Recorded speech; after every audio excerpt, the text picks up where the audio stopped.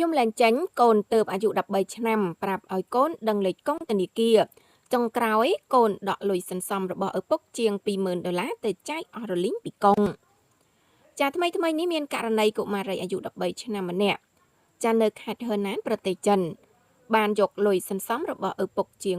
$20,000ទៅជួលឲ្យគេគូររូបតុក្កតាជប៉ុនឲ្យព្រោះតែចាស្រឡាញ់ចូលចិត្តពេកមានអីតតែអស់ពីកុងធនាគារទើបឪពុកដឹងខ្លួនតាមព័ត៌មានបានឲ្យដឹងថាស្ថានភាពគ្រួសាររបស់កុមារីរូបនេះពិតជាគួរឲ្យអាណិតខ្លាំងណាស់ដោយម្ដាយរបស់នាងមានជំងឺសរសៃប្រសាទរ៉ាំរ៉ៃ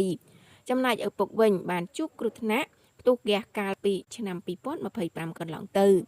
ដែលបណ្ដាលឲ្យប៉ះពាល់ដល់ខួរក្បាលធ្វើឲ្យការចងចាំនិងការឆ្លើយតបយឺតជាងមនុស្សធម្មតាចាយ៉ាងណាមិញដោយសារតែជឿជាក់លើកូនស្រីខ្លាំងពេកឪពុកក៏បានប្រាប់លេខសម្ងាត់កាត ATM ទៅឲ្យកូនប្រើទូរស័ព្ទដៃតាមចិត្តដោយសារតែខ្វះការមើលខុសត្រូវពីមនុស្សធំក្នុងផ្ទះកុមារីរូបនេះក៏បានលួចដកលុយបន្តិចម្ដងតាមកម្មវិធីអនឡាញដើម្បីយកទៅគ្រប់គ្រងអ្នកគូររូបដែលនាងចូលចិត្តជាថ្នូរនឹងការទទួលយករូបភាពពិសេសចារឿងរ៉ាវនេះត្រូវបានបែកធ្លាយនៅពេលដែលឪពុកត្រូវការលុយយកទៅបង់ថ្លៃជួសជុលឡានប៉ុន្តែស្រាប់តែឃើញថាលុយនៅក្នុងកុងធនាគារជិតអស់រលីងឪពុកបានយំទាំងក្តីឈឺចាប់ព្រោះលុយទាំងនោះគឺជាញើសឈាមដែលលោកខំសន្សំ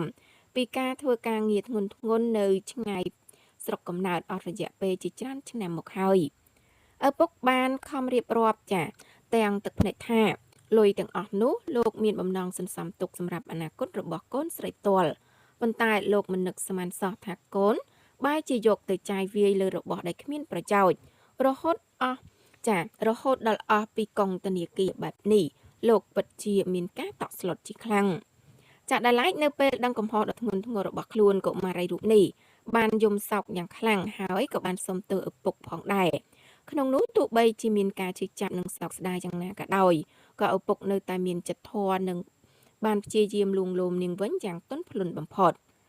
យ៉ាងណាមិញបច្ចុប្បន្នគ្រួសារនេះកំពុងព្យាយាមតាក់ទងទៅកាន់ក្រុមហ៊ុនអនឡាញដែលពាក់ព័ន្ធដើម្បីសុំជំនួយដោយសង្ឃឹមថានឹងអាចទាមទារប្រាក់មកវិញបានខ្លះដើម្បីយកមកដោះស្រាយជីវភាពខណៈដែលកូនស្រីបានសន្យាថានឹងមិនប៉ះពាល់លុយឪពុកដែលរកមកទាំងលំបាកបែបនេះទៀតឡើយ